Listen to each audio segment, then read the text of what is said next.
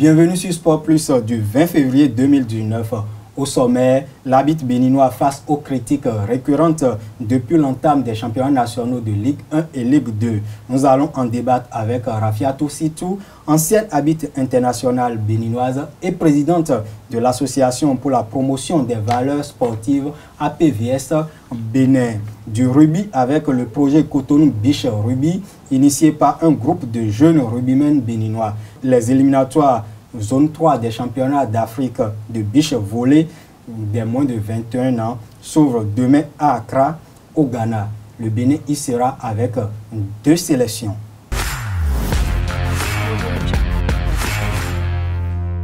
Bonjour à toutes, bonjour à tous. L'équipe est en place, les invités également. Bonjour René Sago. Bonjour Layo Sadjabeno, bonjour aux amis téléspectateurs. Bonjour Madame Rafiatou Sitou. Bonjour Larius, bonjour aux amis téléspectateurs. Monsieur Yasmine Danso. Bonjour Monsieur Larius, bonjour aux amis téléspectateurs.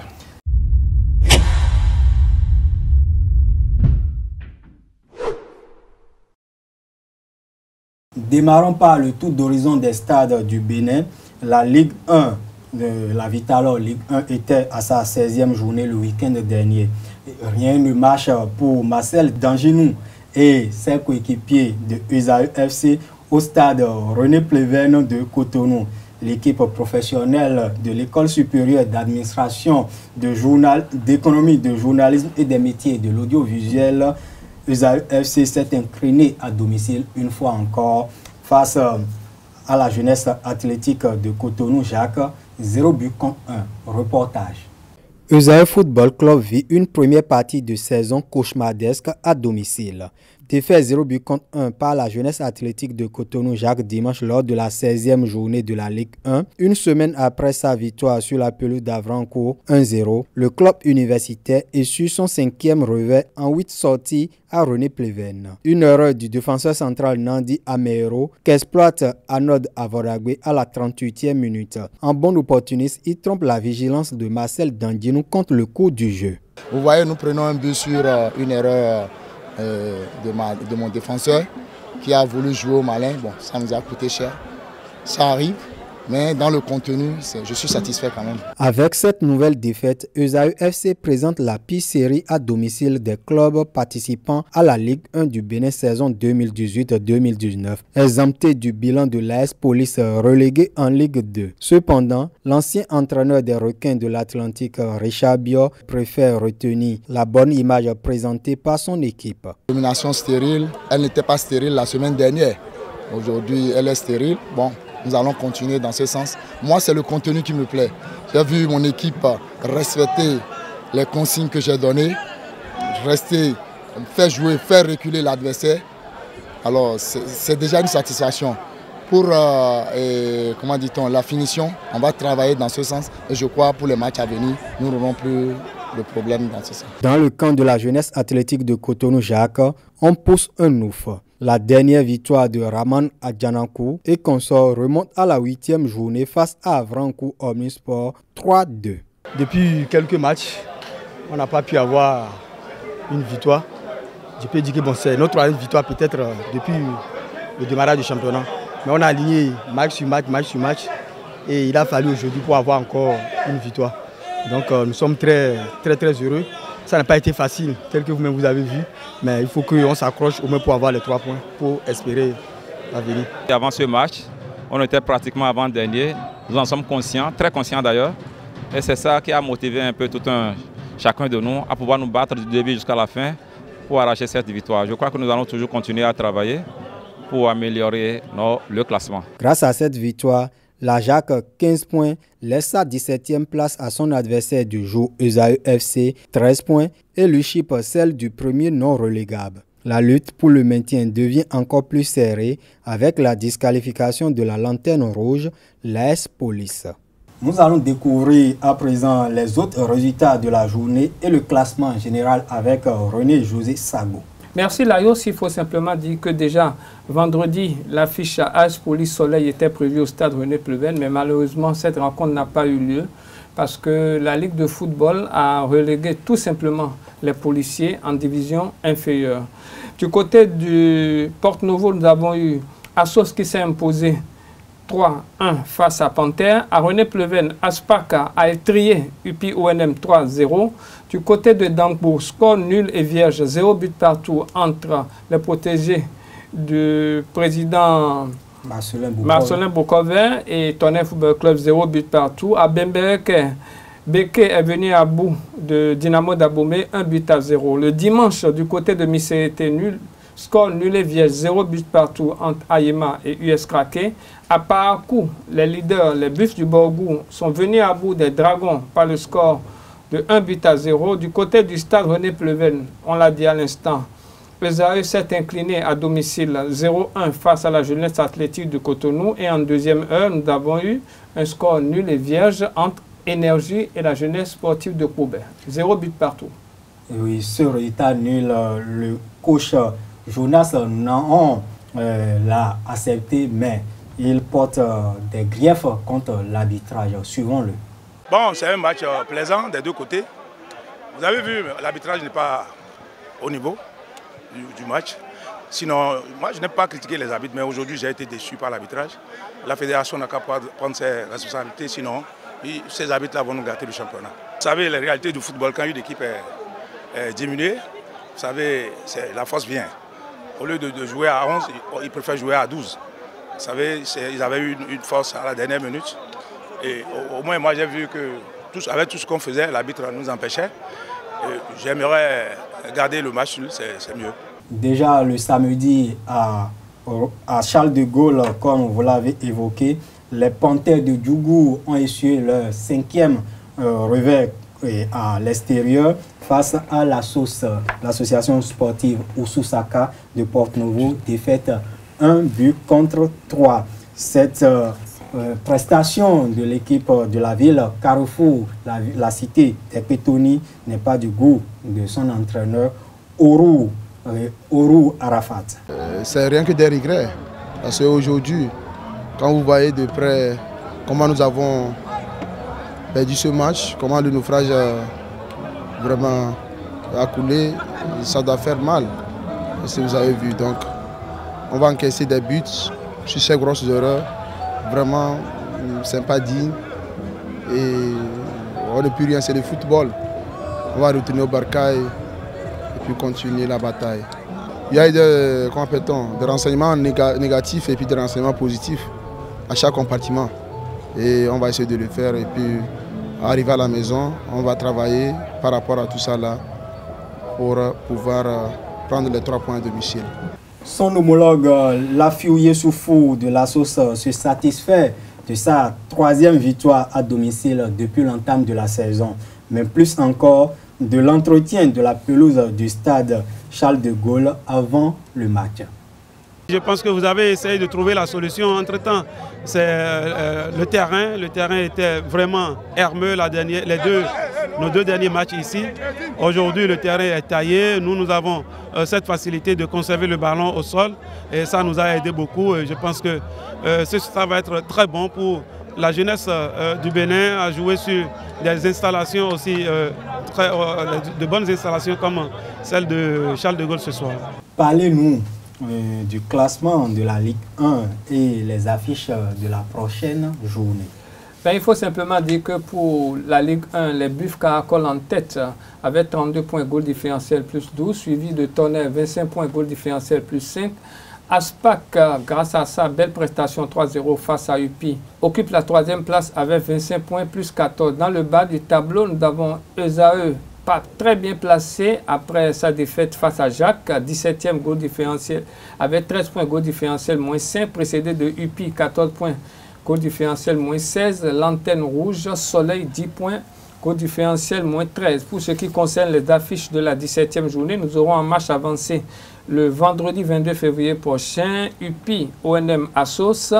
Du côté de Porte-Nouveau, le samedi, les Panthères se déplacent pour affronter Assos, bien sûr, du côté de Stade Charles de Gaulle. À Kraké, nous aurons US Kraké Aspac. Dimanche, nous aurons toujours au Stade Charles de Gaulle Avrancourt Omnisport qui affronte les Dragons. Et du côté de Zakuta, nous aurons Dynamo d'Abomey qui va tenter de refaire son retard face à Ayema. Et il faut ajouter simplement que l'AS Police, l'association sportive de la police républicaine, a été rétrogradée en division inférieure, la Ligue 2, par une décision du conseil de gestion de la Ligue de football du Bénin.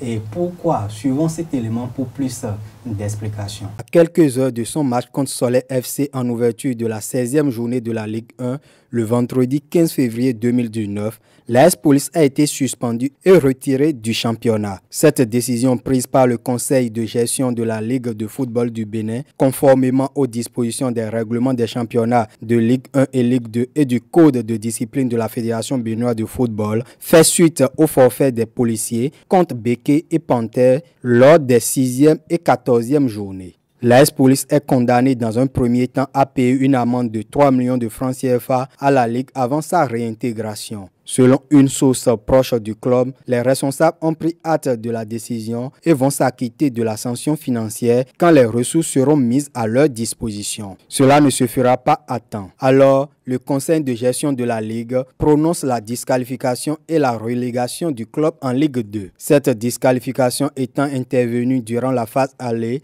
les résultats de l'équipe ont été annulés en application des dispositions de l'article 43 des règlements des championnats. Le classement général de la Ligue 1 subit une légère modification. Tous les clubs ayant obtenu des points face à l'AS Police les ont perdus. Il ne reste plus que 18 équipes dans le championnat national de première division 2018-2019. 4 clubs vont devoir lutter désormais pour le maintien dans l'élite. Passons à présent à la Ligue 2. On a joué la 15e journée le week-end écoulé également. Et Espoir de Savalou profite des nuls de Real Sport et de Rodio FC de Commun pour prendre la tête du classement. René Sago. Mais effectivement, il faut dire que le dimanche passé, Espoir de Savalou a réussi cette prouesse de venir à bout de Dadier Football Club 1-0 à domicile, ce qui lui permet de prendre provisoirement la tête de la Ligue 2. Du côté du campus Tabo-Mekalavi, l'équipe des étudiants a été tenue en échec 0 but partout par Akanké. Et du côté de Kobe, nous avons la jeunesse sportive de Kobe qui a été tenue en échec par Real de Parakou. Il faut aussi simplement dire que du côté de Commun, nous avons eu un score nul et vierge 0 but partout entre Audio et Requin Football Club. Et le classement général provisoire à l'issue de cette 15e journée? Mais il faut dire que provisoirement, nous avons Espoir de Savalou qui prend la tête avec 33 points goal différentiel plus 16. Deuxième, Real de Parakou, 32 points goal différentiel plus 16. Troisième, Audio, 32 points plus 11. Dans le bas du tableau, nous avons la jeunesse sportive de Ouida qui sombre désormais, 7 points moins 9. L'antenne rouge, précédée de la jeunesse sportive d'Agonlin, 8 points moins 8. Et Delta, 10 points moins 9. Il faut simplement dire que cet après-midi du mercredi 20 février, nous aurons 2 matchs en retard. Du côté de Glazoué, Delta va jouer Real de Parakou et à Savalou, nous allons à Kanké qui va croiser les crampons avec la jeunesse sportive d'Agoni. Et pour ces 2 rencontres, il faut ajouter que Real de Parakou pourrait prendre la tête du classement en cas de victoire du côté de Glazoué. Mais en cas de match nul, le Real de Parakou serait co-leader avec Espoir de Savalou, 33 points chacun. Et les affiches de la 16e journée de cette Ligue 2 qui offre plus de spectacles que la Ligue 1. Mais il faut simplement dire que du côté de Parakou, nous aurons AS Cotonou qui serait l'hôte de Real de Parakou. Une rencontre très difficile pour les 2 équipes parce que Real est 2e actuellement et AS Cotonou 4e. Du côté de Djougou, nous aurons Espoir de Savalou qui serait en conquête face à Dynamo Football Club. Et du côté de Glazoué, Delta va recevoir Zazira dans une rencontre des moins classés. Du volley à présent, les équipes nationales de beach volley du Bénin des moins de 21 ans, féminines et masculines, participent dès demain, jeudi 21 février 2019, au 24 à Accra au Ghana, aux éliminatoires zone 3 des championnats d'Afrique de la catégorie. Le président de la Fédération béninoise de volleyball, Ali Yaro, l'a annoncé le samedi dernier à Porto-Novo dans une interview qu'il nous a accordée. Et il a profité pour donner le programme d'action de 2019. 2019 sera une année très active parlant de beach volleyball et au niveau africain, avec les éliminatoires déjà des Jeux Olympiques, avec les éliminatoires des divers championnats d'Afrique, des catégories d'âge, les moins de 21 ans, les moins de 19 ans, et aussi des éliminatoires des Jeux africains et au niveau du beach volleyball. Et c'est dans ce cadre justement que déjà la semaine prochaine, nos beachers et beachers moins de 21 ans seront du côté d'Accra pour représenter le pays pour ces éliminatoires pour les championnats d'Afrique de beach volleyball. En 2019, nous prévoyons les mêmes activités statutaires, le championnat national, et que nous prévoyons étendre au niveau des cadets. Et comme je l'ai dit tantôt, la participation de nos sélections à diverses compétitions. La sélection nationale sera dans le mois de juillet à Accra pour la Coupe d'Afrique des Nations de la zone 3.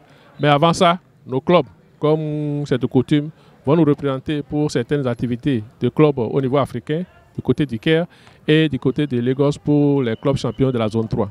La direction technique nationale est en train de nous proposer un plan pour former d'abord les formateurs. C'est-à-dire que nous allons faire un tour dans tous les départements. Ça dépend, on peut se déplacer dans les départements où on peut regrouper tous les cadres techniques quelque part pour pouvoir leur transmettre un savoir et quitte à eux alors de façon spéciale de retourner dans leur département respectif pour pouvoir faire un travail au niveau de la détection. Parce que depuis un moment, nous avons commencé par insister sur la taille.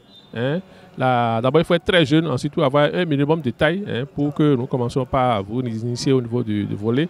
Et à un moment donné, par rapport à ce projet, il y a une rupture, mais il faut reconnaître quand même que ça a donné ses fruits parce que nos sélections actuellement, juniors ou seniors, la plupart sont issus de ce projet-là. Donc, nous avons l'obligation de le relancer d'une manière ou d'une autre. Et peut-être que ça peut être redimensionné autrement, mais nous avons l'obligation de repenser ça pour pouvoir relancer et avoir les résultats peut-être dans 4 ans.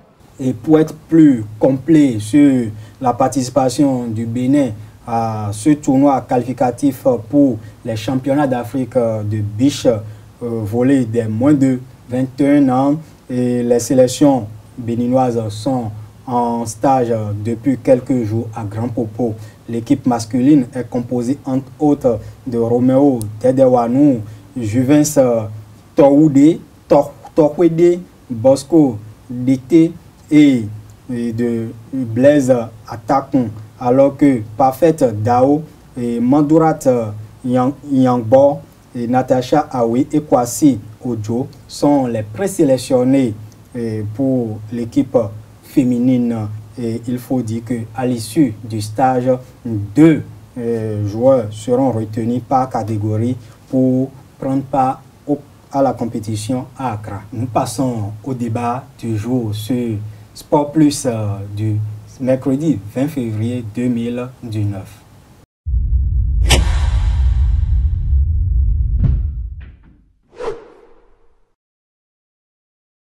Comme je l'annonçais dans l'introduction, l'arbitre béninois face aux critiques récurrentes depuis l'entame de la saison 2018-2019 et la semaine dernière, juste avant l'ouverture de la 16e journée de la Ligue 1, plusieurs décisions ont été prises, notamment des sanctions ont été prises à l'encontre de 15 arbitres et inspecteurs des arbitres par le comité exécutif de la Fédération béninoise de football.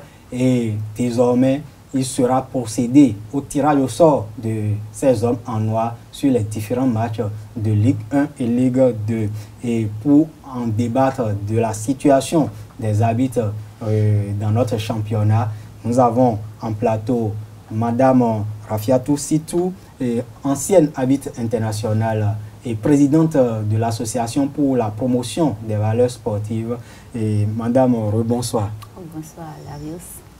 Et l'arbitre, vous étiez, aujourd'hui vous êtes un peu loin des terrains, et quand vous apprenez que vos collègues sont sanctionnés à cause des récriminations à leur égard.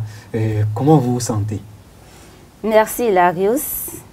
Par rapport à cette question, je suis triste. Je suis triste de savoir les arbitres sanctionnés du fait, comment dire, non, même pas des critiques, du fait des allégations, de la plainte de certains responsables d'équipe qui ne se mettent pas un seul instant à la place de l'arbitre. Je suis d'accord qu'on peut se sentir frustré d'avoir perdu un match, vu tout ce qu'on investit d'abord dans la préparation d'une équipe, puis dans la préparation et le match proprement dit. Mais disons-nous que l'arbitre sur un stade, au cours d'un match, n'a qu'une fraction de seconde pour prendre des décisions. Et des questions de fait, c'est-à-dire les questions sur lesquelles les arbitres commettent des erreurs, il y en a dans tous les matchs et dans tous les pays. Même la VAR, la vidéo... J'allais en venir. Les pays où il y a toute la technologie possible qui accompagne l'arbitrage, il y a encore des erreurs d'arbitrage. Au Bénin, voyant les conditions dans lesquelles les arbitres officient, les conditions dans lesquelles ces arbitres sont traités, je crois que c'est trop sévère d'en aller jusqu'à ce niveau parce que les arbitres ont commis des erreurs. Et je tiens aussi à dire que ce n'est pas sanctionner les arbitres qui fera que la prestation de ces arbitres-là va s'améliorer après 2, 6, 8, 12 matchs, même si on veut. La prestation des arbitres ne va pas s'améliorer. Mais ne pensez-vous pas que au sein des arbitres au Bénin, il y a un peu, excusez-moi l'emploi de ce mot, des brebis galeuses? Écoutez, pas seulement en arbitrage, partout, dans toutes les corporations. Parce que nous parlons de l'arbitrage. Dans toutes les corporations, il y a des brebis galeuses maintenant. On met quoi dans brebis galeuses lorsqu'il s'agit des arbitres? Par exemple, vous n'êtes pas sans savoir que lorsque deux ballons se retrouvent sur une aire de jeu, l'arbitre doit arrêter le match lorsque le ballon gênant interfère sur l'action. Et on a vu déjà dans ce championnat un arbitre accorder un but alors que la balle se retrouve dans la surface de l'équipe qui allait encaisser et il n'a rien dit et il a accordé même le but après avoir consulté son assistant. Et ce même arbitre, quelques jours plus tard, siffle un penalty sorti de nulle part contre une autre équipe. Pour vous, ce penalty est sorti de nulle part. Mais lui, certainement, il vous dira qu'il a vu une faute. Sous quel angle vous avez vu la faute qui a occasionné ce penalty-là? Maintenant, je reviens... Les images sont là. Les images sont là. Je ne dis pas non. Les images que vous voyez ou ce que vous montrez, est-ce que vous les avez regardées sous toutes les angles? Ou bien sûr, sous tous les angles, j'allais dire. L'arbitre, il est positionné d'une manière à ce qu'il puisse voir ce qu'il voit. Il ne peut pas voir tout le tour d'un joueur. Si, pendant que la faute se commet face à l'arbitre, votre caméra est peut-être derrière le joueur sur lequel la faute a été commise, c'est évident que vous ne voyez pas la même chose avec l'arbitre.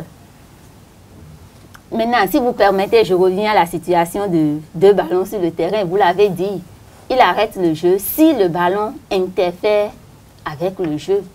Mais les mêmes lois de jeu disent que si le ballon n'interfère pas avec le jeu continue.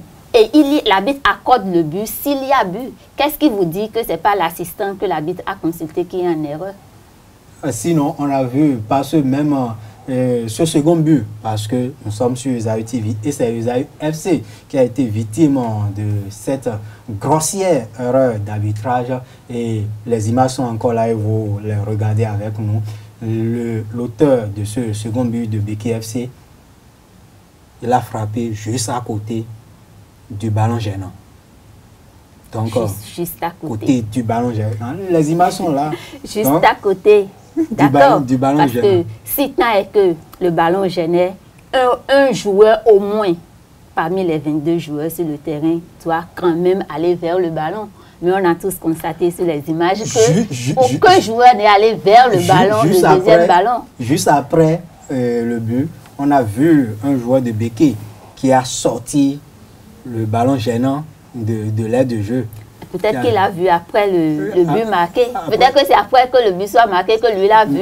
Maintenant, on ne peut pas rejeter également la faute sur les joueurs ou sur les défenseurs de ESAE parce que eux, ils étaient en train de défendre. Voilà, ils étaient concentrés, ils défendaient leur camp. C'est peut-être la preuve que ce ballon-là ne gênait pas vraiment. Parce que si ce ballon-là les gênait, effectivement, quelqu'un aurait dû taper dedans. Taper dedans, oui, c'est le rôle de n'importe quelle manière, quelqu'un aurait tapé dedans pour prouver que ce ballon-là me gênait. Mais si on a comme l'impression que personne n'a vu ce ballon-là, et c'est seulement après que le but soit marqué que le ballon est vide. Un ballon qui reste invisible comme, j'allais dire, un épingle de sûreté. Non, mais je le disais lors de la dernière émission, il faudrait laisser le temps pour que les gens puissent observer et apprécier. Et vous avez vu l'appréciation de Mme Sitou. Je pense que l'arbitre était sur l'action et c'est un humain. Il a dû prendre une décision à l'instant. C'est vrai, la sanction est tombée. Mais j'ai une petite préoccupation. Qu'est-ce qui peut amener une commission à sanctionner un inspecteur d'arbitre? Cette question, je me la suis posée aussi. Et je ne sais pas. Je ne sais pas si dans les consignes qui auraient été données aux inspecteurs, il fallait que l'inspecteur il rappelle les arbitres et leur dise, par exemple, vous êtes en erreur, il faut tout de suite sur le terrain que la correction que vous apportez, ça se voit en même temps. Je ne sais vraiment pas ce que l'inspecteur aurait dû faire et qu'on lui reproche aujourd'hui. Je ne le sais pas. Parce que lorsqu'on prend les compétitions de la CAF, de la FIFA, on constate que l'inspecteur des arbitres est dans les tribunes. Tout à fait. Il observe. Mais sur certaines rencontres de championnat, on l'a vu dans le passé, l'inspecteur descend et va parler aux arbitres dans les coulisses. On se demande si c'est une réalité. Bref, vous avez posé aussi un problème, le fait que suite à une plainte des clubs, on puisse sanctionner des arbitres. Là, la situation, si elle se passe comme ça, devient un peu grave parce que je me demande si les inspecteurs n'ont pas fait leur travail ou si la commission n'a pas investigué. Parce qu'il a un arbitre international qui est quand même officier des rencontres sur le plan continental. Je vais parler de Fouti Justine, qui a été retiré de la liste des arbitres. Ça pose un peu problème. Je me demande qu'est-ce qui a pu bien se passer et pourquoi on n'a pas donné au moins les raisons. Parce que lorsqu'on dit insuffisance, c'est un peu brut. Et sur insuffisance, on retire. Il a de quoi réfléchir. De votre position d'arbitre expérimenté international, que pensez-vous d'une telle décision? Merci, M. Sagbou. Cette décision également, elle m'attriste parce que je dis, en tant que technicien, en tant que spécialiste de la chose, les gens ne peuvent pas prendre des décisions et donner comme raison insuffisance de prestation. Ça veut dire quoi, insuffisance de prestation? Celui qui n'est pas arbitre, qui prend cette décision et qui lit, veut savoir concrètement ce qu'on reproche à l'arbitre. Mais sur cette décision, nulle part on ne voit ce que les techniciens reprochent aux arbitres. On met pour tout le monde insuffisance de prestation. Insuffisance de prestation. Ça veut dire quoi? Il faut qu'on nous dise, l'arbitre, il a commis telle erreur. Encore que, on ne peut réellement juger du fait qu'un arbitre a commis des erreurs non pardonnables dans un match, que si l'arbitre fait des fautes techniques. Au Bénin, je ne pense pas que les arbitres commettent régulièrement des fautes techniques sur les matchs. Ce sont des erreurs d'appréciation. Et je continue de le dire, ça arrive toujours et cela arrivera toujours. Je vais rebondir sur la question des inspecteurs dont vous parlez tout à l'heure. Moi, quand j'officiais à l'international, sur le plan international, des fois, vous n'avez même pas la chance de rencontrer votre inspecteur. Il vient, il fait son travail et il s'en va. Vous n'êtes qu'en communication, en relation qu'avec le commissaire au match. Mais au Bénin, qu'est-ce qu'on reproche? Déjà, à la pause, le commissaire descend, il va donner des consignes à l'arbitre qui est déjà sous tension sur son match, qui est peut-être fatigué, qui peut-être se reproche des choses sur le match, on vient, on fait du bruit sur lui, on lui dit, toi tu es officiellement. Est-ce que vous pensez que cette attitude permet à l'arbitre de s'améliorer pour la deuxième mi-temps ou bien ça va l'entraîner à sortir davantage de son match? C'est aussi des choses qu'il faut que nos responsables d'arbitre aujourd'hui entrent dans leur manière de travailler, qu'ils corrigent certaines choses vis-à-vis des inspecteurs et que vraiment, véritablement, les inspecteurs qu'on envoie sur les matchs, qu'on leur fasse un recyclage, parce qu'ils sont formés, connaissent les lois du jeu, qu'on leur fasse un recyclage par rapport aux nouvelles modifications des lois de jeu et qu'ils fassent réellement le compte rendu de ce qu'ils ont vu sur le terrain. Et à la base de ce compte rendu, on peut maintenant décider de ce qu'un arbitre est en erreur, un arbitre a commis des fautes ou pas. Oui, et parlons des lois de jeu. Est-ce que vous pensez que les principaux acteurs de ce championnat, et je veux parler des joueurs, entraîneurs, sont suffisamment outillés pour connaître les lois de jeu? Parce que, je vous pose la question, parce que juste avant la reprise de la saison, vous avez organisé une série de descentes dans les différents états-majors des clubs pour apprendre ces lois de jeu à ces acteurs-là. Est-ce qu'aujourd'hui, on peut dire que ces acteurs sont suffisamment outillés, aguerris pour être lucides au bord de l'aire de jeu ou des rectangles verts et sur les rectangles verts pour apprécier une décision prise par un arbitre? Évidemment que non, ce n'est pas encore le cas. Vous reconnaîtrez avec moi que généralement sur les stades lors des matchs, c'est surtout le staff technique qui induise et les joueurs et les spectateurs en erreur en matière de violence. Les joueurs, ils acceptent toute décision qui est prise sur le terrain. Bon, rare fois, ils protestent, encore que ils en ont le droit. Ils peuvent être mécontents d'une situation, d'une décision arbitrale. Ils peuvent le faire savoir. C'est la manière qui compte. S'ils le font savoir d'une bonne manière, ça passe, il n'y a pas de problème. Mais les joueurs, le staff technique qui, à tout moment, manifeste sa désapprobation par des gestes, par des paroles, sans savoir concrètement ce que l'arbitre veut signifier par son coup de sifflet, c'est ça qui pose problème. Et vous l'avez dit tantôt, la PVS a organisé plusieurs séances de rappel de lois de jeu, d'informations par rapport aux nouvelles modifications apportées aux lois de jeu. Et on est même allé loin. On a demandé aux clubs qui sont intéressés juste de nous contacter. Nous allons faire le déplacement, aller vers eux, faire le travail. Mais rares sont les clubs qui se sont manifestés. Ok, en entendant que Arnaud Akapo, notre confrère qui nous accompagne sur cette émission, ne s'installe pour la suite des débats, nous allons vous demander, depuis l'entame de cette saison, la Ligue 1 et la Ligue 2, depuis le 27 octobre 2018, combien de cas de violence vous avez déjà recensés sur les pelouses? Plusieurs cas de violence. Il y a eu plusieurs cas de violence. Ce dont je me rappelle, le cas à Comé, avec, entre l'équipe de Holio et Entente, le cas à Vrancou, entre AO et Asvo, le cas à Abomé, Dynamo d'Abomé à Sos, à Parakou, je crois, ou à Niki, sur un match où les damons officiers, il y a eu plusieurs cas de violence. Et il y a plusieurs cas de violence que nous n'avons pas dénoncés non plus, parce que nous ne sommes pas sur tous les terrains et les informations que nous avons eues, nous n'avons pas eu la certitude de ces informations-là. Et quelle a été votre réaction, parce que vous dirigez quand même une association qui fait la promotion des valeurs sportives dans nos stades? La première réaction, et celle que nous avons toujours eue, c'est sortir un communiqué pour dénoncer ces cas de violence. Après, nous sommes allés loin.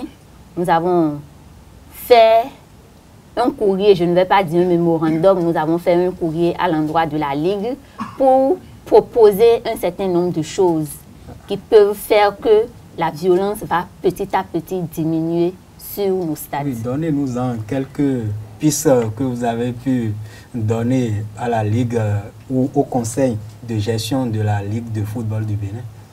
Bon, si j'ai bonne mémoire, je crois que d'abord, en première des choses, on a souhaité rencontrer la Ligue et échanger véritablement sur ce qu'on peut faire pour éradiquer cette violence.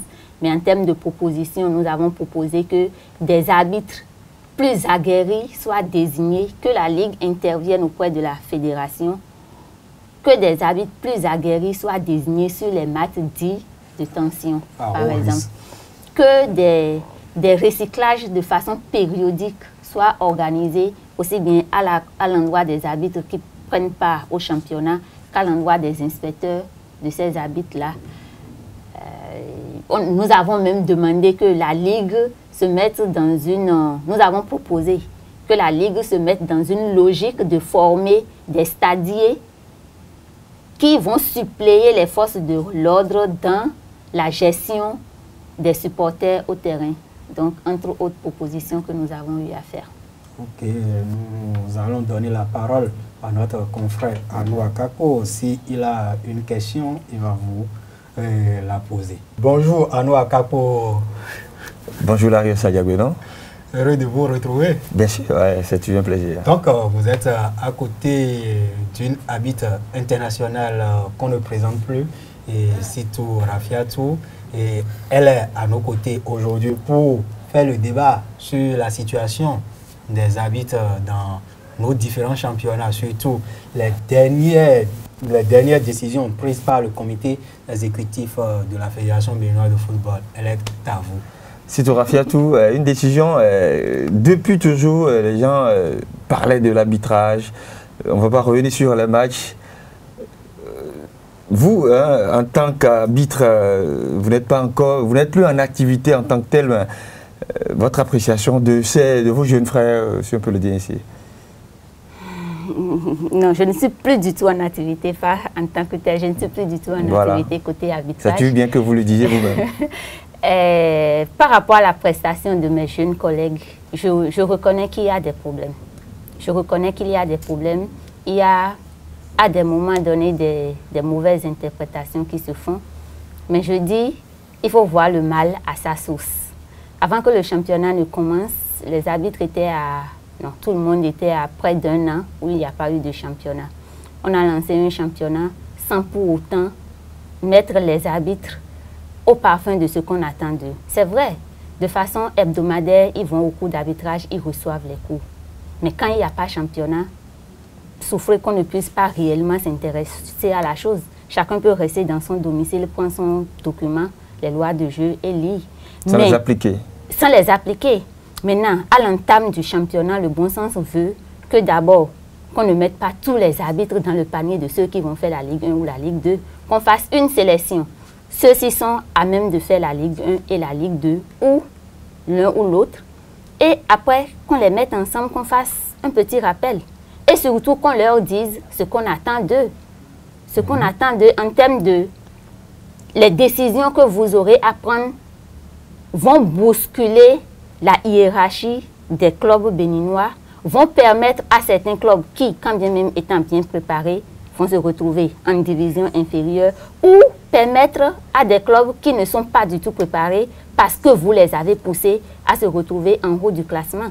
Donc, il faut qu'on fasse de ces mises au point-là de façon régulière pour que les gens, quand bien même ils savent ce qu'ils doivent faire sur le terrain, ils prennent beaucoup plus conscience de la portée des décisions qu'ils sont amenés à prendre. Et donc on peut dire qu'avec cette décision qui est sortie, les sanctions, c'est une façon de se rattraper que la Ligue a pu faire? Non, pas du tout. Je dirais que c'est une façon de se rattraper parce que lorsqu'on va juste à décider de tirer désormais au sort les arbitres, est-ce que c'est la véritable solution au problème? Moi, je dirais que ce n'est pas une façon de se rattraper. Ces sanctions-là, c'est plutôt une manière de se ridiculiser et donner raison à ceux qui pensent que la commission d'arbitrage ne fait pas du bon travail. Ce n'est pas en sanctionnant les gens que vous allez améliorer leurs prestations. La personne fait mal. Il faut recycler. Voilà. il faut encourager, il faut permettre à la personne d'améliorer ses performances. Je vais donner un exemple. Bon, je vais caricaturer autrement. Vous avez votre enfant en classe de CM2 qui doit faire la dictée à l'examen et qui chaque fois, vous lui faites la dictée, il fait 20 fautes. Chaque fois, il fait 20 fautes et vous dites, bon, parce qu'il commet beaucoup trop de fautes en dictée, je ne vais pas le préparer en dictée, il va rester 2 mois sans faire la dictée. Le jour de l'examen, il va faire combien de fautes? Il va faire plus que 20 fautes. Vous l'enfoncez, c'est assez édifiant.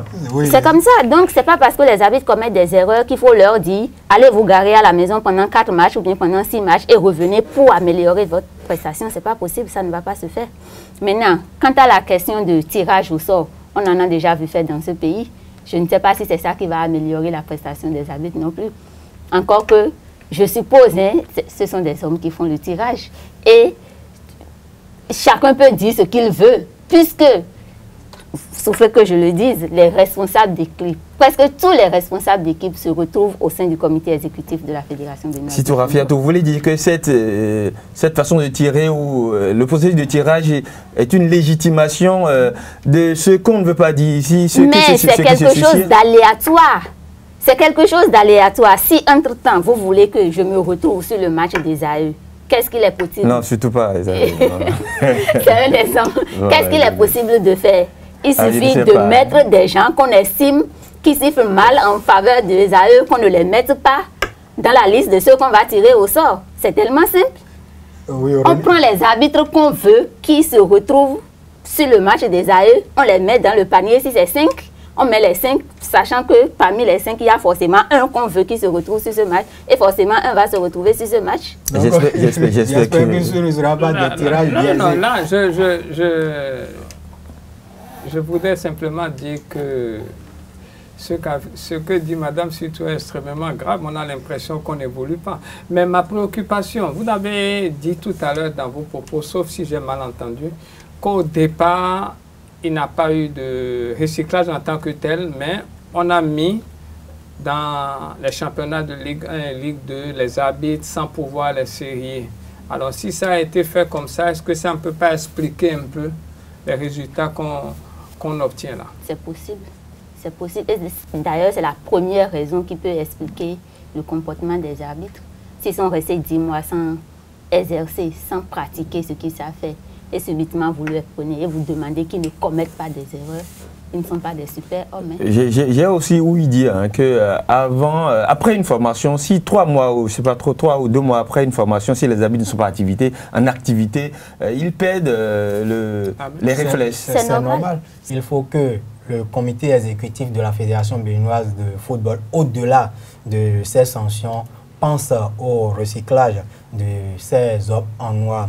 Et le sujet, l'appréciation des arbitres, nous avons posé la question à certains supporters lors de la 16e journée du stade René Pleven de Cotonou à Dangbo, en passant par le stade Charles de Gaulle de Porto-Novo. Ils ont donné leur avis. Suivons-les. L'arbitrage, de façon générale, par rapport au championnat, on a vu qu'il y avait des ratés qui sont en train d'être corrigés parce qu'on a vu aussi, parallèlement à l'arbitrage, que des sanctions sont tombées concernant certains arbitres. Donc je pense que ça va amener les uns et les autres de mettre un peu d'eau dans leur vin et de se conformer au règlement. De la première journée jusqu'à la 16e journée, ça n'a pas été mal. Les arbitres donnent le meilleur d'eux-mêmes. Ils font ce qu'ils peuvent. Mais aujourd'hui, on a constaté que leur séance des jeudis soirs, les gens n'accentuent plus. Techniquement, il manque beaucoup de choses aux jeunes arbitres pour donner le meilleur d'eux-mêmes. Après le départ de Kofi Kodia, nous n'avons plus de meilleurs arbitres qui nous représentent dans les compétitions internationales. Mais aujourd'hui, moi j'ai confiance en l'arbitrage parce que je dis, ils sont des hommes et tout homme est faillible. Donc c'est ce que je peux dire pour le moment. Ah, l'arbitrage là, c'est le terrain, hein, parce qu'il va mieux plus que nous ici. Tu vois, non? C'est ça, on ne peut pas condamner l'arbitre, il est le semé de terrain. L'arbitrage 5 sur 5, 10 sur 10. L'arbitrage a bien été, l'arbitre a bien fait son boulot. De toutes les façons, ça va un peu. Parce que le début était un peu difficile. Compte tenu le temps, ça a commencé par aller. Et je pense que d'ici à là, ça va aller. L'arbitrage, bon, quelquefois il y avait des dérapages. Il y avait des sifflets de trop. Mais comme on est au Bénin, nous ne pouvons rien dire pour le moment parce que tout le monde a constaté avec nous qu'il y a des fautes qui ont été sifflées et qui ne respectent pas les règles de l'art. L'arbitrage béninois, bon, ça a le niveau de notre football. C'est-à-dire que ce n'est pas totalement nul, mais peut mieux faire. On demanderait aux gens de la Fédé de faire les recyclages pour que les arbitres soient bien aguerris. Retour en plateau, nous passons à un autre sujet, la disqualification de l'AS Police du championnat 2018-2019. Les policiers ont rendu les armes le week-end écoulé à Nouakchott. Ouais, il faut quand même dire que c'était des policiers déjà mal préparés, mal équipés. Et donc forcément, la suite, elle était envisageable. On savait qu'il allait retomber en deuxième division. Maintenant, de cette façon-là, tel que ça a été fait... Oui, de cette façon-là, c'est bien que vous l'évoquiez parce que un troisième forfait de l'AS Police est synonyme de relégation en division régionale, comme le disent les tests, mais est-ce qu'on peut dire que c'est un arrangement entre les membres de la Ligue pour éviter le pire à l'AS Police? Ben, nous n'avons pas les preuves, mais quelque part, il y a une interrogation. Sur quelle base l'AS Police allait en deuxième division? On se posait des questions et beaucoup nous ont posé la question. Bon, on ne sait pas sur quelle base, mais ce qui est sûr, tout était prévu pour que l'AS Police aille en division régionale. Ça, c'est clair parce que si la compétition se poursuivait, un troisième forfait était clairement dessiné, ben voilà, ils ont profité de cet article 42-43, je pense, pour se cacher en deuxième division. L'article 42 stipule forfait, refus de participation ou abandon de terrain d'une équipe. Si une équipe d'un club déclare forfait délibérément, abandonne le terrain ou refuse de participer à une rencontre, le club encourt les sanctions prévues par le code disciplinaire. Et justement, c'est le code disciplinaire que le conseil de gestion, la Ligue, a mise en exécution à Nouakchott. Et vous allez nous donner le contenu de l'article 43. Oui, il faut quand même, hein, avant que je ne donne le contenu de l'article 43, préciser que c'est un peu délicat, en tout cas ce qui est sur cette situation-là. Les tests sont un peu flous. Bon, je ne dirais pas que c'est très flou, mais cette façon dont la Ligue, le conseil de gestion de la Ligue a procédé, moi, me paraît un peu obscur. Voilà, c'est une manière de dire que c'est très très fou. Ah ben, les résultats obtenus par une équipe disqualifiée, si la disqualification est prononcée durant la phase aller, les résultats de l'équipe sanctionnée sont annulés. Si la disqualification est prononcée durant la phase retour, les résultats de l'équipe sanctionnée sont maintenus. Les équipes qui devront la rencontrer compteront 3 points et totaliseront 3 buts pour 0 but contre. Les résultats des équipes jouées par une équipe avant sa suspension ou sa rétrogradation sont annulés. Voilà un peu la disposition. Et c'est ce qui justifie cette légère modification que nous avons observée dans le classement envoyé sur les réseaux sociaux par la Ligue de football. Et les AE qui se croyaient, après sa victoire face à Avrancourt Omnisport lors de la 15e journée, poussés un ouf, se retrouve désormais, bon, avant-dernier de cette Ligue 1 de football du Bénin, avec 13 points parce que les AE avaient battu l'AS Police 3-1 lors de leur confrontation. Également, on a observé que la GSP, qui était deuxième avant la 16e journée, a rétrogradé, est désormais 7e. Justement parce que la GSP avait dominé l'AS Police en déplacement. Donc c'est normal que ces équipes-là aient assez de difficultés après cette situation, parce que surtout les équipes qui ont gagné la GSP, l'AS Police, sont défavorisées dans ce cas-là. Nous allons demander l'avis ou le regard de Sito Rafiatou, qui a dirigé également Avranco Omnisport en tant entraîneur adjoint de l'Assos. Et quand vous avez appris cette décision de la Ligue de rétrograder en division 2 l'AS Police, est-ce que vous vous êtes dit que c'est une décision justifiée? Bon, pour moi, cela devrait arriver à un moment ou à un autre, mais honnêtement, je n'ai pas compris pourquoi AS Police ne s'est retrouvé qu'en division 2. Je me suis dit, c'est peut-être parce que le 3e forfait n'a pas été constaté.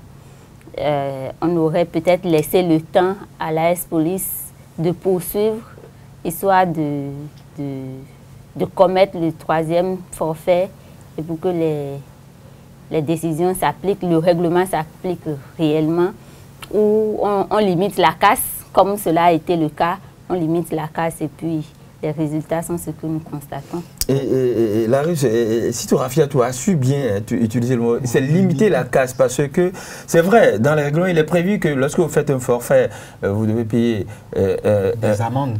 1 million. Si cela se répète, c'est-à-dire on double l'amende 1 million fois 2, c'est justement pour ça qu'on lui a demandé une amende de 3 millions. Mais je ne sais pas pourquoi il y a eu, c'est vrai, cette célérité dans la prise de décision. On demandait à l'AS Police de pouvoir payer les sous avant le match de la 16e journée qui devait se jouer un vendredi. Il n'était pas présent, il ne s'était pas présenté pour justifier. Donc c'est justement pour ça qu'on a couru. Je me suis dit qu'effectivement, on s'est dit que bon, l'AS Police ne sera pas capable. Parce que les joueurs étaient en difficulté depuis le début du championnat. Difficilement, ils ont pu prendre les 60 000 ou ils ne sait plus trop comme salaire. Et donc, on s'est dit, si on leur met ça comme ça, peut-être que oui, ils seront obligés de se retirer du championnat. On va leur dire, bon, allez en deuxième. Je ne sais pas si quelque part l'article a dit, si les joueurs, une équipe n'arrive pas à payer l'amende qui lui a été infligée, elle est poussée en deuxième division. René Sabo, est-ce une décision précipitée selon vous? Précipitée, je peux dire oui et non.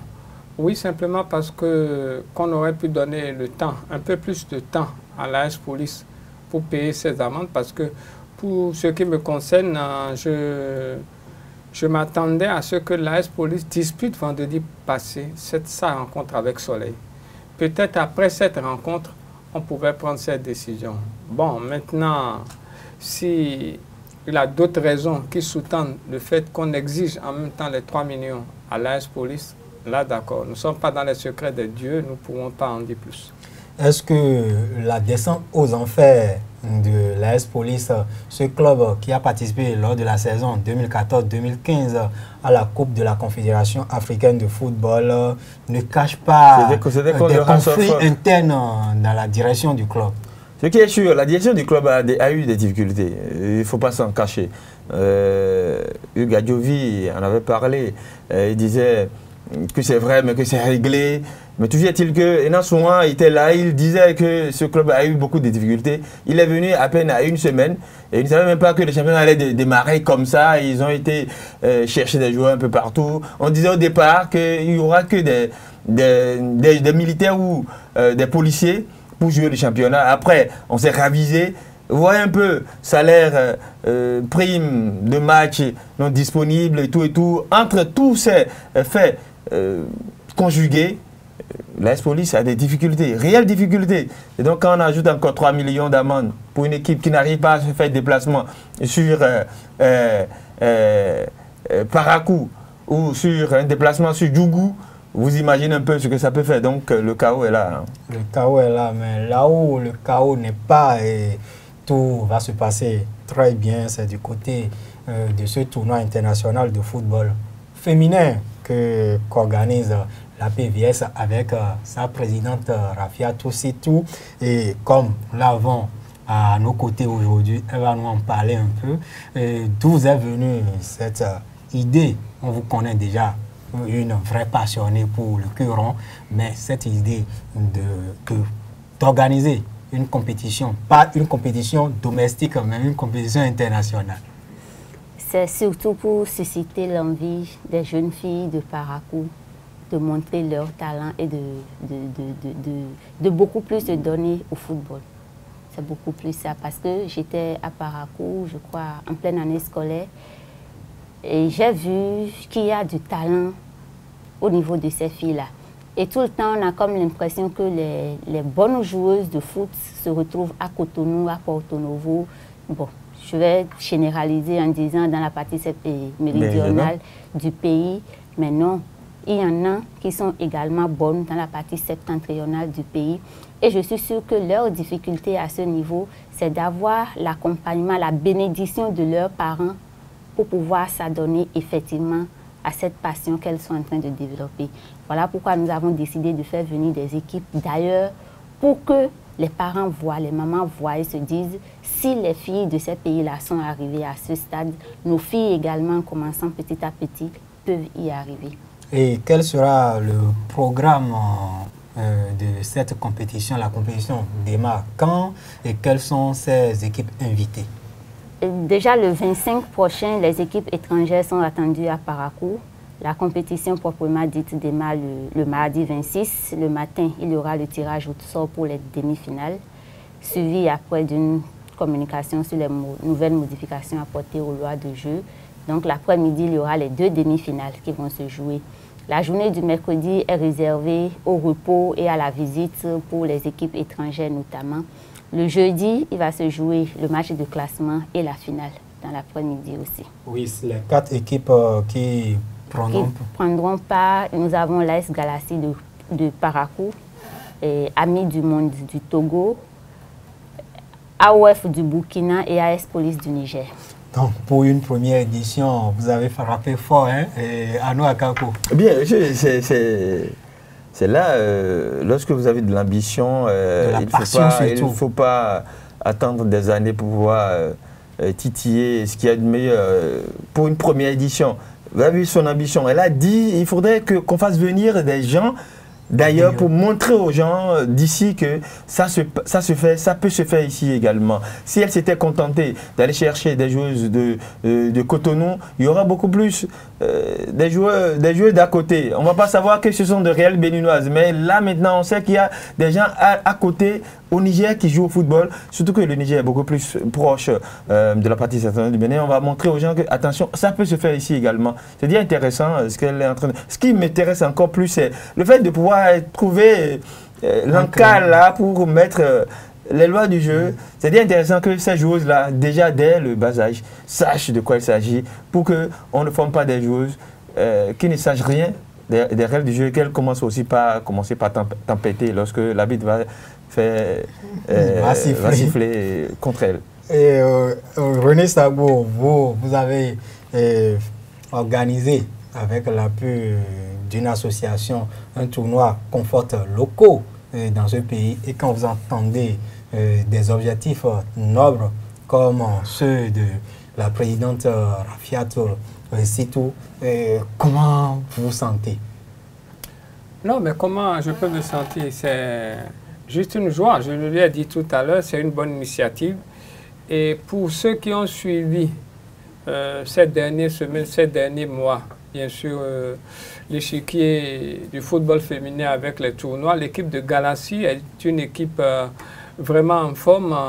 Les dirigeants de cette équipe font du bon travail. Ils ont dominé un certain nombre de tournois. Et je dis, le choix est vraiment bienvenu. J'attendais de voir quelle est cette équipe qui allait représenter le Bénin. Et je me dis, l'équipe de Galassi va faire vraiment mal à ces équipes étrangères. Et j'ai confiance quand même que ça va être un tournoi d'un niveau très, très, très relevé. Très relevé. Bon, c'est vrai que le lendemain Le 27, il aura l'ouverture du championnat, mais cette équipe ne serait pas en compétition. C'est une bonne chose. C'est une occasion pour Galassi de se préparer pour ce championnat où elle est quand même bien partie pour pouvoir bien s'imposer dans la zone du Septentrion. Donc, belle initiative et bonne occasion pour l'équipe de Galassi de préparer ce championnat dans de très bonnes conditions. Voilà. Anou Akakpo. Oui, j'ai aussi demandé si ce n'est pas une occasion pour Sitou Rafiatou de commencer par mettre un pied dans l'arène du football féminin, parce qu'on sait que, bon, écoutez, là, le terrain n'est pas très occupé aussi. Donc, les ambitions de Sitou Rafiatou, aller au niveau des instants fêtiers du football. Non, écoutez, j'ai déjà montré mes ambitions par rapport aux instances fêtières du football au Bénin. Je n'ai pas attendu le tournoi pour le faire. J'étais déjà sur une liste qui allait aux élections. Le problème ne se pose pas à ce niveau-là. Et puis, depuis longtemps, je militais. Je travaillais avec les équipes féminines de football. J'ai travaillé pendant longtemps avec Arc-en-Ciel Sporting Club de Cotonou. J'ai travaillé avec l'équipe de Charles Béoua, ça m'échappe, le nom de Flèche Noire de Cotonou. Donc, pendant que j'étais en activité du côté de l'arbitrage, je ne pouvais pas trop m'afficher étant en train de travailler avec des équipes féminines. Mais maintenant que je me suis retirée, j'ai toute la latitude de le faire. Donc c'est un retour en force. Oui, et ce retour est bienvenu parce que le nouveau comité exécutif de la Fédération béninoise de football, avec son président Mathurin Deschacus, lors de la première visite de Gianni Infantino au Bénin, a annoncé la création d'une académie ou de centre de football féminin à Lokossa. Bien sûr. À Lokossa. Donc ça veut que vous nourrissez les mêmes ambitions que l'actuel comité exécutif. Et on va vous permettre de dire un mot pour conclure votre premier passage sur notre plateau.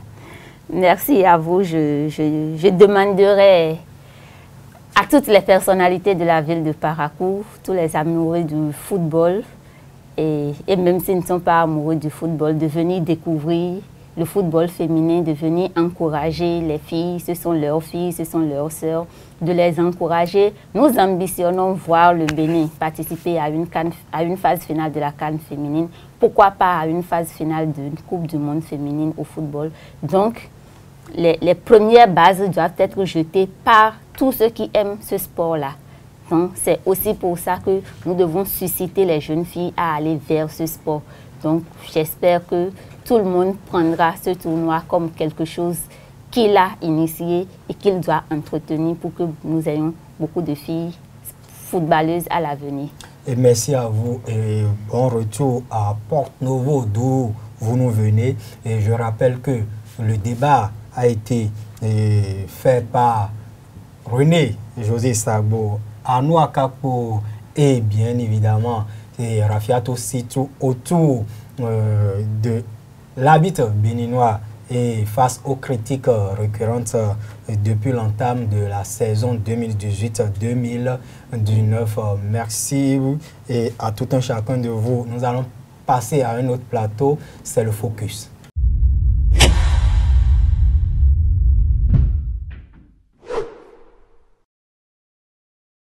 Pour le premier plateau Focus de votre émission Sport Plus, nous allons parler de la balle ovale. Il s'agit du rugby. Et nous avons à notre côté M.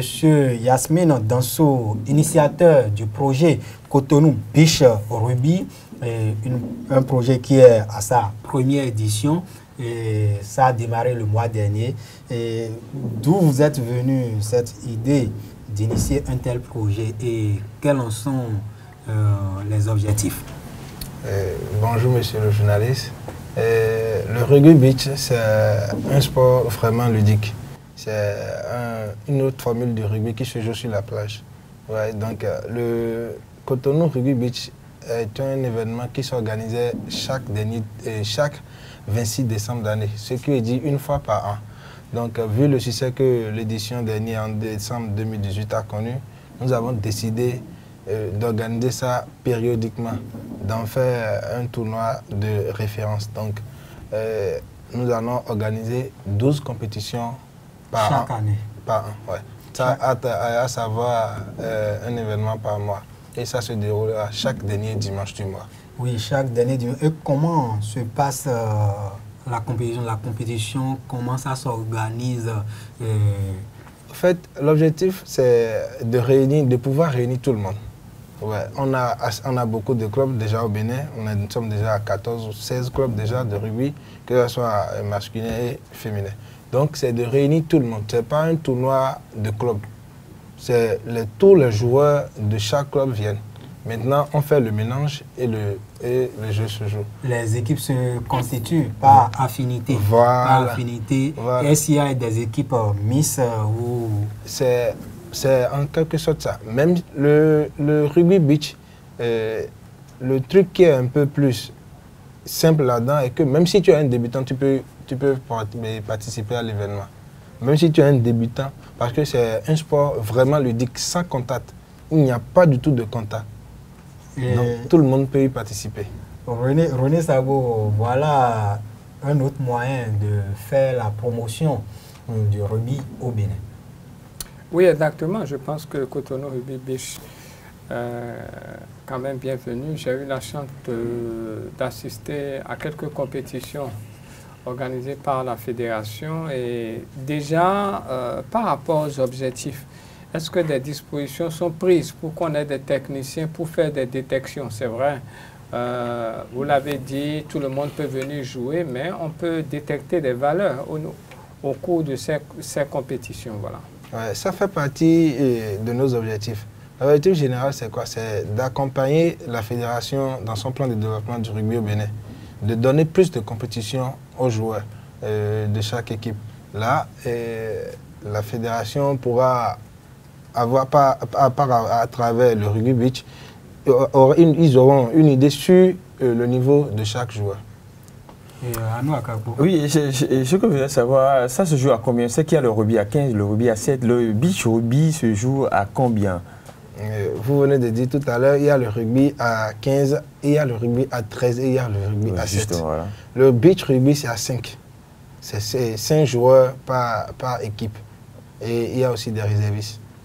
Et pour le premier tournoi que vous avez organisé le 27 janvier dernier, est-ce qu'à la fin, vous avez donné des récompenses aux différentes équipes qui ont pris part à ce tournoi?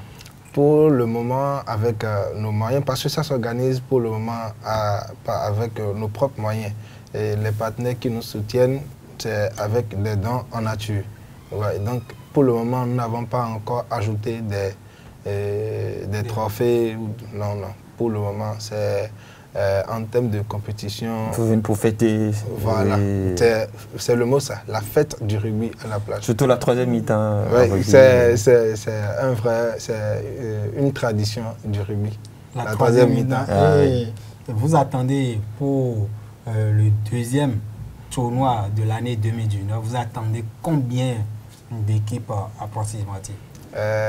Pour la deuxième édition qui se déroulera le dimanche prochain au niveau de la plage Erivan de Cotonou, nous attendons presque les joueurs de toutes les équipes du Bénin, d'un peu partout. Je vais faire un bref bilan de la première édition. Le comité était vraiment satisfait de la venue des joueurs d'un peu partout. En quelques jours, nous avons pu réunir presque tout le monde. Des centaines de joueurs à la plage Erivan, surtout les curieux, à savoir la population, ils étaient venus, ils étaient étonnés de voir le rugby se jouer au Bénin. C'était vraiment une grande satisfaction pour nous. Donc pour la deuxième édition, nous avons travaillé là-dessus. Nous avons travaillé là-dessus pour que les joueurs puissent venir d'un peu partout comme la première édition de l'année 2019. Ok, bon, et René Sago, avez-vous une question pour M. Danso, qui est à la tête de ce groupe de jeunes rugbymen béninois qui a initié le projet Cotonou Beach Rugby? Non, une question aussi simple. Il a certainement un appel à lancer à l'endroit d'abord du président de la Fédération de rugby et des autres institutions de sport, puisque vous l'avez dit, à travers ce genre de compétition, c'est quand même l'occasion pour la direction technique nationale de cette discipline de pouvoir faire des détections et pourquoi pas trouver de ces rugbymen pour évoluer au niveau non seulement des clubs, mais des sélections nationales aussi. Voilà. Merci beaucoup. Permettez-moi, pour commencer, de remercier le comité exécutif de la Fédération béninoise de rugby à travers son président, M. Faustin Darito, pour le travail qu'ils abattent pour le développement du rugby. Sans la fédération, le rugby beach n'existera pas. Parce que nous avons apporté le projet au niveau de la fédération et ils ont amendé. Et puis, ils nous ont donné l'autorisation d'organiser l'événement. Voilà, donc l'appel à lancer aux autres fédérations, c'est d'accompagner le projet du comité d'organisation de Cotonou Rugby Beach. Parce que c'est vraiment un projet noble, très ambitieux pour le développement de ce sport. Oui, Yasmine Dansou, voilà. Quelle est la relation avec le Task Force, la relation avec la Task Force, c'est vraiment noble. L'idée de la Task Force est noble parce que c'est pour surveiller, contrôler les entraîneurs, les équipes pour que la compétition puisse exister. Parce que sans que les équipes et les entraîneurs, les clubs ne sont pas contrôlés et il n'y a pas un suivi réel, le jeu n'existe pas. C'est d'où est venue l'idée de la Task Force des membres de la Fédération béninoise de rugby. Oui, mais pour ceux qui viennent d'apprendre ou d'entendre pour la première fois l'idée de la Task Force, comment expliquez-leur un peu davantage ce qui cache derrière Task Force. En termes simples, la Task Force c'est quoi? La Task Force est là pour surveiller et les entraîneurs et les joueurs. Est-ce que les équipes s'entraînent régulièrement? Est-ce que le coach fait son travail régulièrement? Est-ce que les équipes, ils ont les joueurs vraiment demandés, le nombre de joueurs demandés par équipe? S'il n'y a pas ça, ce club n'existe pas. La Task Force est là pour régler cela. S'il y a un club qui n'est pas à jour, il y a des entraîneurs qui ne sont pas à jour, la Task Force est là pour mettre fin à ça. C'est en quelque sorte le bras technique et exécutif du comité exécutif. Ouais, le bras... et non seulement bras technique et exécutif, mais administratif, parce qu'on a vu le rugby béninois traverser quelques années de crise. Galère. Pas de galère, seulement de crise. Il faut bien peser le mot de crise. Voilà. Et depuis l'élection de Faustin Darito à la tête de l'institution, le rugby continue de faire son petit bonhomme de chemin. Et je vous donne la parole une dernière fois pour conclure votre passage sur ce plateau et un appel pour ou le programme qui attend les curieux le dimanche prochain du côté de la plage Erevan. Pour revenir, je dirais plutôt la Task Force, le gendarme, la police républicaine du rugby béninois. Maintenant, je vais une fois encore remercier la Fédération béninoise de rugby et surtout son président, M. Faustin Darito, pour les initiatives pour le développement du rugby béninois. Je dirais aussi un grand merci à nos partenaires qui nous accompagnent pour la réussite de l'événement. Je lance aussi un appel aux sponsors de venir nous aider parce que le sport a besoin des sponsors. Sans les sponsors, le sport n'existera pas. Donc je lance un grand appel aux sponsors de bien vouloir nous accompagner dans le développement du rugby au Bénin. Et je demande aussi au public sportif béninois de faire massivement le déplacement au niveau de la plage Erevan le dimanche prochain pour participer à la fête du rugby. Même les débutants peuvent participer aux activités de Rugby Beach. Et le programme, ça démarre à quelle heure? Quels sont le déroulement de la compétition? Le programme démarre à 14h. À 14h, les équipes vont se constituer et puis il y aura l'animateur sportif. On a un animateur sportif qui va échauffer les équipes parce que c'est tous les clubs réunis. Donc l'animateur sportif va faire un échauffement pour les équipes. Déjà à 14h30, la compétition démarre et ça termine à 18h30. Voilà. Merci pour votre passage sur le plateau de Sport Plus. Et nous serons à vos côtés pour vous accompagner dans ce noble objectif que vous avez pour le rugby, pour le développement du rugby au Bénin. Voilà, j'aimerais profiter de l'occasion pour remercier les hommes de la presse béninoise en général, que ce soit la presse en ligne, l'audiovisuel, la radio, la presse écrite. Vraiment un grand merci pour le travail que vous abattez pour le développement du sport bénin, toutes catégories confondues.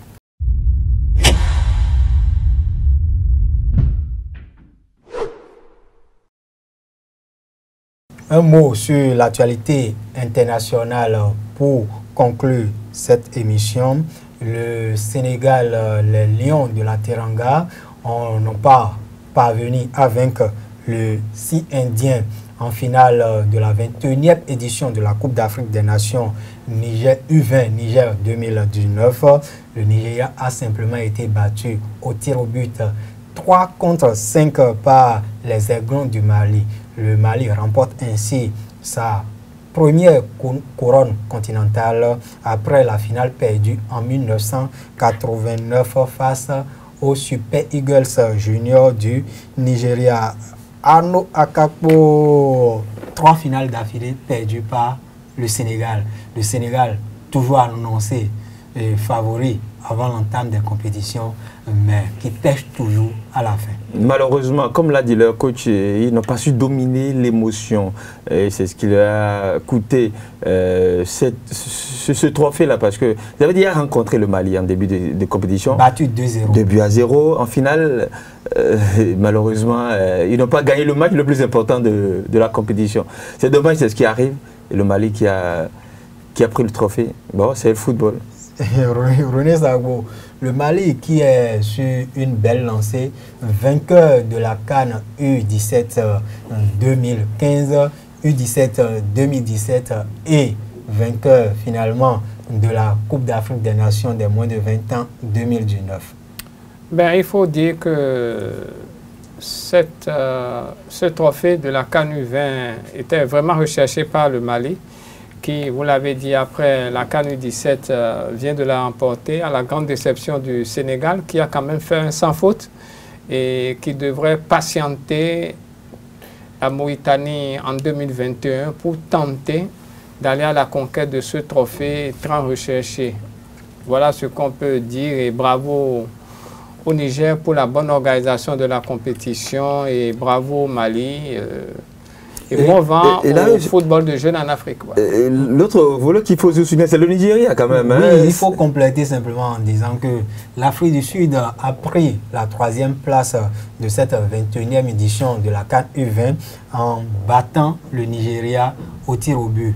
Et il faut dire que ça fait la 2e séance des tirs au but perdue par les Super Eagles Junior. Lors de la compétition, c'est le Nigeria qui détient le plus de victoires dans cette catégorie, 7 fois titrée. Ben oui, ils ont échoué face à l'Afrique du Sud, qui était ces joueurs qui étaient beaucoup plus adroits, parce qu'ils ont mis 5 tirs sur 5. Le Nigeria en a raté 2, donc c'est comme ça que cela se passe. Et quand vous tremblez, quand vous n'avez pas le mental qu'il faut, vous perdez. Les Nigériens ont perdu logiquement cette petite finale. Oui, vous avez trouvé juste, parce que pour le résultat finale du Mali-Sénégal, j'avais dit 5 tirs au but pour le Mali et 3 pour le Sénégal. C'est 3-2. 3-2, bien sûr, parce qu'ils ont raté oui, énormément de... Alors que le dernier tireur du Sénégal avait la possibilité d'égaliser pour son équipe, mais on ne sait pas comment il a trouvé... C'est le tract. Lorsque vous avez assez de pression, parce qu'ils ne savaient pas que les Maliens allaient les contenir comme ça. Si vous suivez le match, oui, c'est vrai, ils ont la possession, mais le Mali a su faire le dos rond pour conduire cette équipe jusqu'où il le fallait pour les battre, et ils l'ont fait. Une belle revanche pour les Aiglons du Mali, qui ont été déjà battus en décembre dernier lors de la finale de la Coupe de l'UFOA des moins de 20 ans à Lomé. Et il faut simplement dire qu'il y a une décision qui serait en train d'être mijotée du côté de la Confédération africaine de football, le contrôle des omoplates au niveau de ces catégories pour limiter la triche. Oui, c'est encore une autre méthode pour voir. Après, on sait qu'il y a l'IRM, c'était au niveau du poignet que cela se faisait. Maintenant, qu'on décide d'amener encore une autre forme de vérification, il ne faut pas qu'on se le cache. La tricherie dans le football, en Afrique particulièrement, est un secret de polichinelle. Donc, si cette décision vient, si elle va corriger au mieux la tricherie, je crois que ça va arranger encore plus le Bénin parce que l'on fait partie des pays les moins avantagés par cette histoire de catégorie d'âge parce que quand vous voyez les autres qui ont 17 ans, les autres qui ont moins de 20 ans et que vous voyez les Béninois, on se demande si franchement c'est toujours sur le même continent que nous sommes. Et René Sagbo, la Confédération décide maintenant d'assainir le milieu des moins de 20 ans après déjà le revers essuyé par certains pays lors des éliminatoires des tournois qualificatifs de zone pour la 4 U17 Tanzanie 2019. Bon, cette décision dénote certainement d'un constat fait par la Confédération africaine qui est, comme Akapola dit, certainement consciente qu'il a de la tricherie au niveau de certains pays. Donc, nous n'allons pas remuer la plaie par rapport au Bénin. Je pense qu'il faut souhaiter que ces nouvelles mesures puissent apporter un plus parce que si après l'IRM, il faut revenir à un contrôle au niveau de l'omoplate sans qu'on évolue, je pense que ça ne servira à rien. Donc, on attend de voir ce que ça va donner et pour la suite au niveau des compétitions de jeunes en général et de la CAN U20 en particulier. Et nous allons boucler cette émission avec quelques informations sur le basketball. Arnaud Akapo. Oui, il faut déjà dire qu'il y aura la finale du tournoi de la relève samedi prochain, déjà à partir de 8 h. Il y aura la finale chez les U12, filles U12, garçons U14 et U18. Quand on parle de basketball, le tournoi de la relève, c'est du basketball insouciant, mais franchement ça joue, c'est une belle fête, c'est à partir de 8 h samedi prochain, ce sera une très belle fête. Maintenant, au niveau des seniors, il y a eu la réunion technique pour annoncer le championnat, les dispositions sont en train d'être prises pour que le championnat reprenne. Aussi, la NBA a annoncé un match du All-Star Game qui aura à partir de janvier 2020, une nouvelle compétition des clubs, c'est la Basketball African League, qui sera gérée par NBA même en dehors. C'est l'une des premières compétitions que la NBA veut gérer en dehors des États-Unis. Donc ce serait avec 12 clubs.